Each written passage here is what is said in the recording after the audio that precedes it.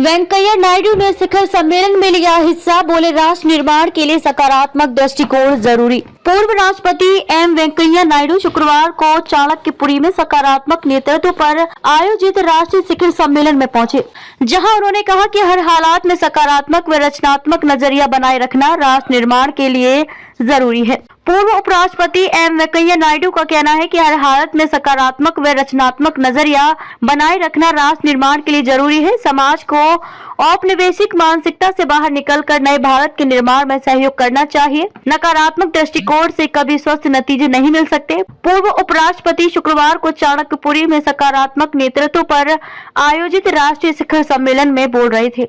युवाओं को भारत की सांस्कृतिक विरासत पर गर्व करने की नसीहत देते हुए पूर्व उपराष्ट्रपति ने कहा कि युवाओं को देश के विभिन्न हिस्सों में जाकर अपने असली राष्ट्रीय नायकों से प्रेरणा लेनी चाहिए, जिन्हें इतिहासकारों ने नजरअंदाज किया। अंग्रेजों ने रॉबर्ट क्लाइव को एक महान नायक के रूप में चित्रित किया और छत्रपति शिवाजी, महाराणा प्रताप, झांसी की महारानी, अल्लूरी सीताराम राजू, कोमाराम भीम, वीर पांड्या, कोट्टा बोमन, रानी चेन्नम्मा और भारत के कई अन्य महान नायकों की भूमिका को कम महत्व दिया। वेंकैया नायडू ने मिशन पॉजिटिविटी की सराहना की, जिसकी शुरुआत राष्ट्रीय मानवाधिकार आयोग के सदस्य डीएम मुले ने की है। इस मिशन के साथ सामाजिक, आर्थिक और शैक्षणिक क्षेत्रों में काम करने वाले 250 से अधिक संगठन काम कर रहे हैं।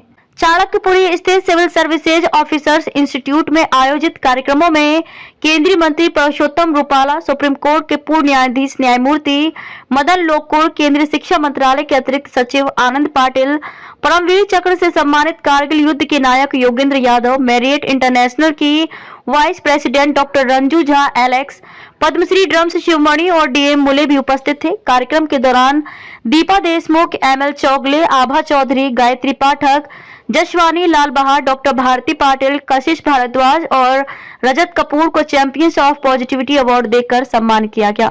सकारात्मक होने पर ईश्वर हमेशा साथ देते हैं, न्यायमूर्ति लोकुर। न्यायमूर्ति मदन लोकुर ने कहा कि इंसान के सकारात्मक होने पर ईश्वर हमेशा उसके साथ होते हैं, वे हर बाधा दूर कर देते हैं, कोई ना कोई रास्ता खुल जाता है।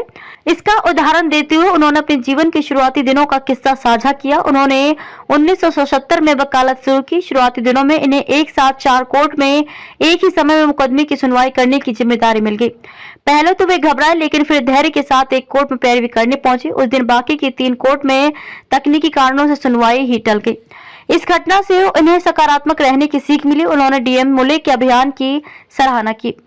अच्छाइयों के साथ आगे बढ़ना चाहिए, रूपाला। केंद्रीय मंत्री परषोत्तम रूपाला ने कहा कि हमें जीवन में अच्छाइयों को लेकर आगे बढ़ना चाहिए। उन्होंने अपने राजनीतिक जीवन के कई अनुभव साझा किए। गुजरात के 2 किस्से सुनाए, कैसे लोग कठिन परिस्थितियों में अच्छा कर रहे हैं। उन्होंने कहा कि रामायण के जटायु से हमें सीखना चाहिए। जटायु को पता था कि वह रावण के सामने ज्यादा देर तक नहीं टिक पाएगा, फिर भी गलत के खिलाफ प्राण दांव पर लगाकर खड़े होने का निर्णय लिया। हर व्यक्ति के अंदर अच्छाई होती है, डीएम मुले। भारत सरकार के पूर्व सचिव व वर्तमान में राष्ट्रीय मानवाधिकार आयोग के सदस्य डीएम मुले ने कहा कि हर व्यक्ति के अंदर अच्छाई होती है। ऐसे लोगों में से कुछ मणियों को चुनकर इनके विचारों को साथ लेकर एक सकारात्मक नेतृत्व बनाने का अभियान शुरू किया है। मूवमेंट ऑफ पॉजिटिविटी में पूरी दुनिया को बदलने की क्षमता है। दिल्ली में आयोजित तीसरा सम्मेलन बेहद सफल रहा।